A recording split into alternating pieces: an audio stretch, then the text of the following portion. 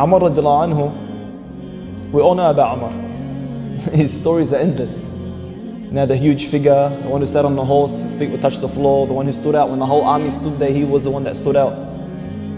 The one who, subhanAllah, Allah specifically chose to uphold the deen of Islam. Because the Prophet ﷺ, he made dua, Ya Rabb, to guide one of Ahad al-Umarain, one of the two Umars. One of them was Abu Jahl and Umar ibn Khattab. And Allah Azza wa Jal specifically chose Umar radiallahu anhu, specifically chosen by Allah to be the one that upholds Islam. Umar radiallahu anhu, we all know his stories. His famous statement, can I chop off his head? Ya Rasulullah, can I chop off his head? Umar radiallahu anhu was the man who when all of the Muslims, even the Prophet ﷺ and Abu Bakr were migrating to Medina in secret, in hiding, Umar was the one who when he wanted to migrate, he got up, he walked into the middle of the city, the Kaaba, where the marketplace and all the people are standing, and he told them, I've accepted Islam and I'm migrating to Medina. Anyone who wants to make his mother cry, and his wife a widow, and his son, his children, orphans, follow me behind the mountains. It was a man. It was someone who never hid. He was the one who, when he entered Islam, no one dared persecute him. Like the rest of the Muslims, they were torturing and punishing him, they were massacring him, they put him in an actual group and massacred them. Umar radiallahu anhu, when he saw this happening to the Muslims and no one dared challenge Umar, what did he do?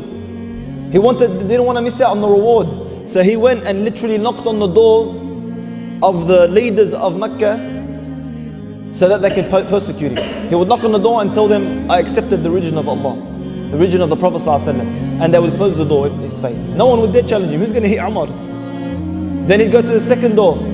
Again, even to Abu Jahl's door. He knocked on the door. Abu Jahl as well slammed the door in his face. Umar was the one who, if the companions themselves used to be scared of. The companions. One day he was walking and 3 companions were behind him. Included behind him was Khalid ibn Walid, the general who never lost a battle. Umar turns around to tell them something and they all got scared. So Umar says, why did you do this? And are you scared because of my oppression or because of my justice? They go, because of your justice. He gives them, may Allah increase your feet. Umar ibn Khattab was the man who when there was rumor of a lady who was speaking to someone behind her husband's back, he just turned around to look at her, she lost her baby. Umar was a man who Allah Azza wa Jal loved. And Umar is the man who on the day of judgment, Islam literally will come and grab Umar's hand and raise it and bear witness for Umar, for how much he gave to this religion. Umar radiallahu anhu was the man who, when he was so pure, Al-Faruq, the criterion between right and wrong, he was so pure that when he would speak, Allah would reveal it in the Quran. Several occasions when the wives of the Prophet played that trick on the Prophet ﷺ. And then Umar radiallahu anhu couldn't believe what they did to him. So he went to the wives of the Prophet and he spoke to them. And he told them, basically, if you don't fix yourselves up, Allah Azza wa Jalla will replace you with someone better for the Prophet ﷺ. Aisha couldn't accept this. She goes, do you have to speak on behalf of the Prophet? A little while later, Allah Azza wa Jalla revealed in the Quran those exact words. That if you don't basically fix yourself up, Allah will literally replace you with better for the Prophet ﷺ. In another occasion, when Umar came to the Prophet ﷺ and told him, Ya Rasulullah, shouldn't we make Maqam Ibrahim, that place where the footstep of Ibrahim is next to the Kaaba, shouldn't we make that a place of prayer? A little while later, Allah Azza wa Jalla reveals in the Quran, وَاتَّخِذُوا مِن مَقَامِ إِبْرَاهِيمَ مُصَلَّى, and take from the place of Ibrahim a place of prayer. And subhanAllah, this is how pure this man was. Umar ibn Khattab was the man who, if everyone on the face of this earth was destroyed, he would have survived.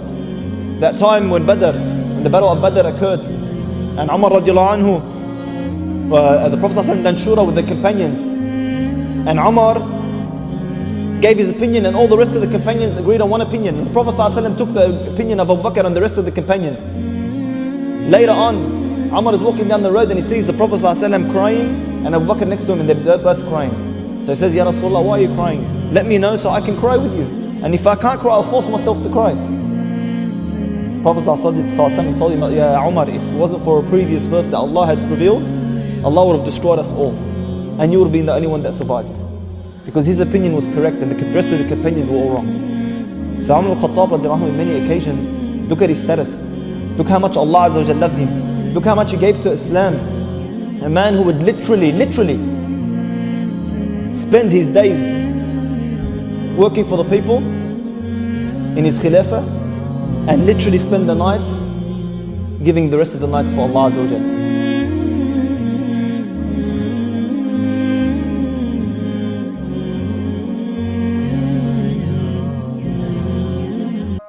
لا إله إلا الله لا إله إلا الله لا إله إلا الله ما لنا رب سواه